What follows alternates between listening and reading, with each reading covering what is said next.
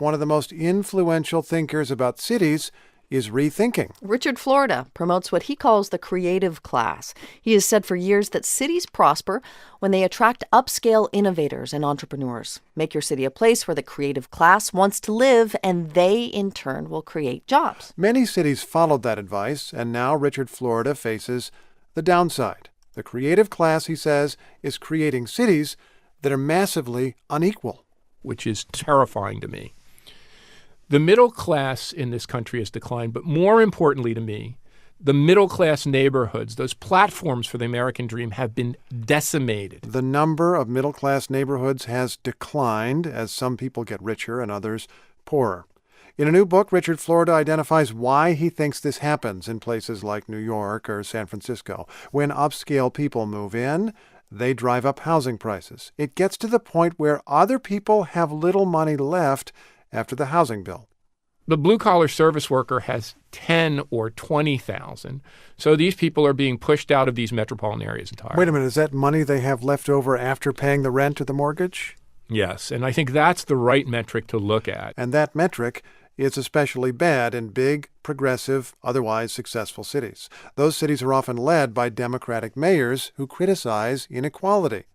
Richard Florida's book, The New Urban Crisis, offers suggestions for what they should do. Have progressive policies failed those places? I think we've abandoned progressive policies. We've had a incredibly daunting and troubling reaction. I had to rewrite this entire book in the wake of Trump's election. I mentioned, I had called for a federal urban policy. I had called for the newly elected Democratic administration to appoint a council of cities, of great mayors to deploy federal resources. Of course, none of that will occur now, tragically. And so cities and mayors are left to go it alone.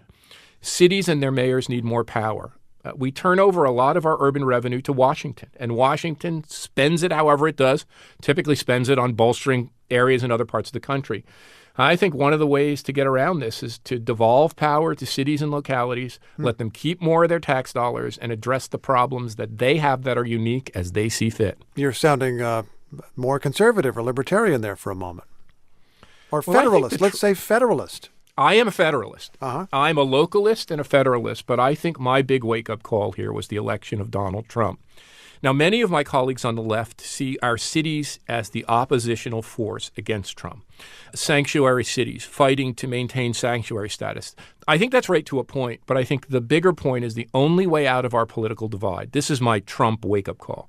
The only way to put red and blue America back together again, this traumatic divide, is to empower local areas so that people in red areas feel like they have control of their community. People in blue areas feel like they have control of their community. We decided in the 20th century to port more power from the states and localities to the federal government. That was important to do. We were an industrial nation. We were a global power. Now we're an urbanized, clustered, varied knowledge economy.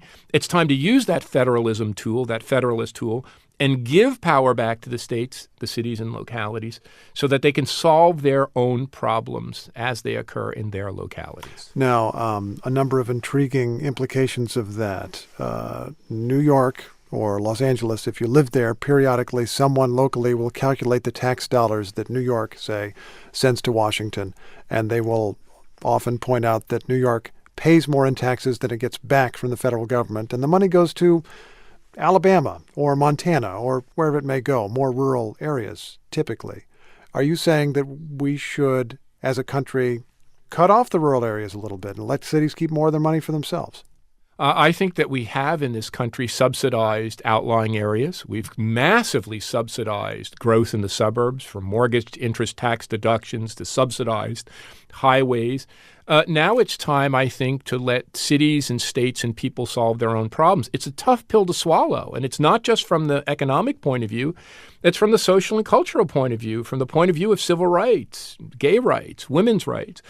But I don't think there's any way around it. I think it's the only way to unleash our economic potential. And I call it move from winner-take-all urbanism to a new era of urbanism for all. Okay, let's talk about that. You would like cities to be doing more to attack income inequality that they've helped to create because they're successful, because they attract people who drive up the prices. What are some things that cities can do to build themselves in a more equitable way? we have to make a commitment to building affordable housing, because what's getting built in New York and Los Angeles and San Francisco, and what is causing the backlash, is luxury towers and luxury lofts for the wealthy. Number two, we got to build more transit. We got to build transit that connects parts of our cities and parts of our communities, and actually those lagging areas, that connects them to employment centers near the urban core, which is where the best jobs are being created. But the third thing we have to do that's absolutely critical and that very few people are talking about, we have nearly 70 million jobs now in the blue-collar service economy: food preparation, food service, office work, personal care services, the fastest-growing jobs in our country. So I talk in the book about the need to massively increase the minimum wage to take into account the cost of living. So that minimum wage would be higher in New York and San Francisco than it would be in Buffalo or Pittsburgh, of course. As a country, we really spent time and money making manufacturing jobs good jobs. We increased the wages so that people who worked in factories could buy the cars and consumer durables coming off the assembly lines. The only way we're going to build a middle class today is to make sure the service workers, 70 million strong, more than roughly half of our workforce, that they have jobs that are middle class jobs. And right now they're sinking further and further behind. Who's going to do that? Government, unions, employers, somebody else? Well, I had hoped that our federal government would lead here. But now with the Trump election and Republicans in control of both houses, that's impossible. So I think the default for the United States is this progressive group of cities and mayors and urban leaders and philanthropy. And let's hope progressive businesses, the tech companies, the knowledge companies, progressive real estate developers will get on board with this, because we are in such deep trouble with this overblown nation state and really out of sync with the times, dysfunctional imperial presidency. We see that with Trump in office, but it's been there all along. I really do see cities and local empowerment as probably the only way out of this new urban crisis. The latest book by Richard Florida is called The New Urban Crisis. Richard, thanks very much. Oh, it's a pleasure being with you. Thank you, Steve.